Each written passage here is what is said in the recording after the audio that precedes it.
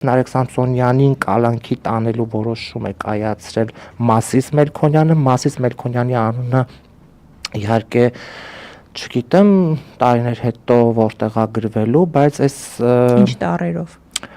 այս դատավորին պետք է հիշեցնենք, որ հատուկ Նիկոլը բերեց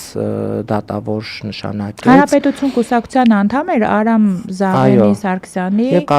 մոտիկագույն մարդկանցից մեկն էր։ Սահմանադրորեն խախտումներ կան, իրավաբանները դրա մասին ավելի լավ խոսեն։ Խախտել, որ դա չխախտել։ Մենք տեսնում ենք, որ Մասիս Մելքոնյանի այդ թեթև մուրճի հարվածով ինչպիսի հալածանքներ եւ ինչպիսի որոշումներ կայացան։ Ամենախայտառակ որոշումները իր մուրճով է կատարվել։ Ես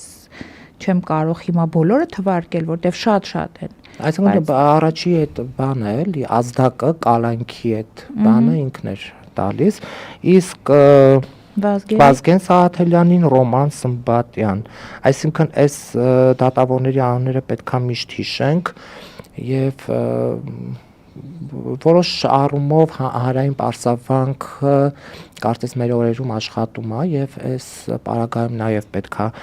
այս մարդկանց անդրադառնալ, որովհետեւ իրավական դաշտը, դատական համակարգը, արդարադատությունը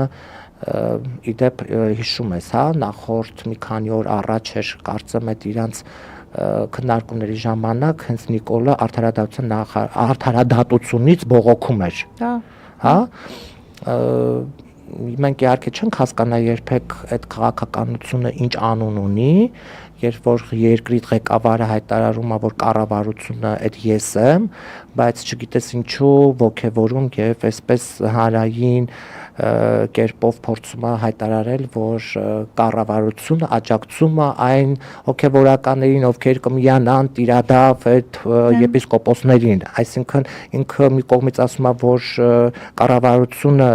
պետությունը չի խառնվում եկեղեցու գործերին, բայց մյուս կողմից ասում է կառավարությունը ողջունելու է այն հոգևորականներին, ովքեր որ կմիանան բարեփոխման այդ իրենց բարենորոգման անհեթեթ թղթի վրա գրված կետերին։ Տես, Մասիս Մելքոնյանը եւ այն մյուս բոլոր մարդիկ, ովքեր մասնակցում են այս որոշումներ կայացնելու մեջ, նաեւ մեղադրող դատախազները, այսինքն այդ բոլոր մարդիկ, ովքեր այս մեծ շղթայի բաղկացուցիչ մասերն են։ Իրենք այն մարդիկ են, ում միջոցով կայանում է մեր երկրում եւ կայացել է նիկոլիզմը։ Հա, Նիկոլը կարող անդնենք մի կողմ հայկական քաղաքականություն է վարում, բայց այդ քաղաքականությունը իրականացնում են մարդիկ, չէ՞։ Ի վերջո Նարեկ Սամսոնյանենց տուն գնացել են ԱԱԾ աշխատակիցներ, ովքեր մարդիկ են։ Վազգեն Սաղաթելյանենց տուն գնացել են այս գրասենյակ, անտիֆեյկի գրասենյակ, եկել են մարդիկ, ովքեր խուզարկություն են կատարել մի գործով, որում մարդիկ մեղադրվում են վիրավորանք հնչեցնելու մեջ։ Հիմա հարց է իմ մոտ ծագում։ Այդ բառը հիմա եթերով չենք ասում, նույնիսկ ռուսերենով էլ չասենք։ Կարող ենք ավելի կոպիտ ասենք, բայց հետևակները գիտենք։ Այս ամեն ինչը տանում է նրան, որ իսկապես զավեշտ է այս ամեն ինչը հասկանում ես, Նարեկին եւ Վազգենին այդ օրը տանելուց հետո կարծես լրագրողների 4-րդ իշխանությունը առհասարակ մի այսպիսի բանի մեջ հայտնվեց, որ մեզնից յուրաքանչյուրին կարող են անազատության մեջ պահել հենց բառի համար։ Կապ չունի այդ բառը։ Բացի անազատություն, Արտուր, այստեղ ավելի խորը բանել կա։ Գալիս են այստեղ, արգրավում են ողջ տեխնիկան, նաև շտատիվները։ Շտատիվը այս ձողն է։ Մեծ դիտողների համար եմ էլի ասում, դուք սրա մեջ քֆուր եք ման գալիս, ասենք իմաստը որն է խուզարկություն իրականացնելու մի գործով, որտեղ բանավոր վիրավորանքն է։ Նարեկենց տանը ինչ եք փնտրում, Նարեկի երեխաների պլանշետները, երբ որ վերցնում եք իրենց ձեռքից, ինչ էիք սպասում գտնել այդ պլանշետների մեջ։ Իսկ գրասենյակի հանդեպ այդ հարձակումը լրագրող Դավիթ Ֆիդանյանին բերման ենթարկելով ընդամենը ուշ է բացել դուռը, հերթապան է եղել այդ օրվա, դուռը երբ որ ծեծել են, հեռու սենյակից եկե ուշ է բացել, ասենք դա մի բան է նշանակում, որ ազատ խոսքը փակելու թեմա կար եւ եթե չլինեին աջակիցները, չլինեին մարդիկ, ովքեր շատ կարճ ժամանակաշրջանում օգնեցին ձեռք բերել նոր տեխնիկա, ես անպայման ուզում եմ հնչեցնեմ, հա, Սամվել Թաթևոսյանի անունը, ով որ առաջինն էր ով գրեց եւ ում օգնությամբ գնվեց հենց այդ առաջի բացակայող տեխնիկան, հետագայում էլի մարդիկ եղան, դրամահավաք եղավ, անհատներ եկան օգնեցին, բայց եթե այդ մարդիկ չլինեին, Նիկոլենք հասնելու էին գլխավոր նպատակներից մեկին փակելու անտիֆեյքի ետերը։ Հա, իրանց նպատակը հիմնականում դա էր, փակել այդ ձևաչափը, ընդհանրապես այն ազատ խոսքը, որը այսօր կա, բայց թեև դու որպես լրատվամիջոցի խմբագիր կարող ես պատկերացնել, ասենք, եթե դա արվեր մինչև 18 թիվը, ինչ որ մի լրատվամիջոց բերվեր այն վիճակի, որ եթերը դառնար անհնար։ Չէ, ես մինչև 18 թվականը բոլորը գիտեն, հիմա ինձ մեկ-մեկ երեսով են տալիս, ես դրանից վատ չեմ զգում, որովհետև ցանկացած իշխանության ժամանակ պետք է մարդ լինի ընդդիմադիր։ Երիտասարդը պետք է լինի ընդդիմադիր, արդյոք մեծացել ես։ Հիմա չգիտեմ հետո ինչ կլինի, բայց ամեն դեպքում ես եղել եմ ընդդիմադիր, ամենաանհեթեթ փոքրիկ ինչ որ խնդիր, երբ որ առաջացել է երկրում, այնտեղ կլներ հոսանքի թանկացում, հա, այդ քաղաքասարակությունը լավ ակտիվ էր, ՀԿ-ները շատ լավ աշխատում էին, ես հիմա երբ որ հետ հայաց եմ գցում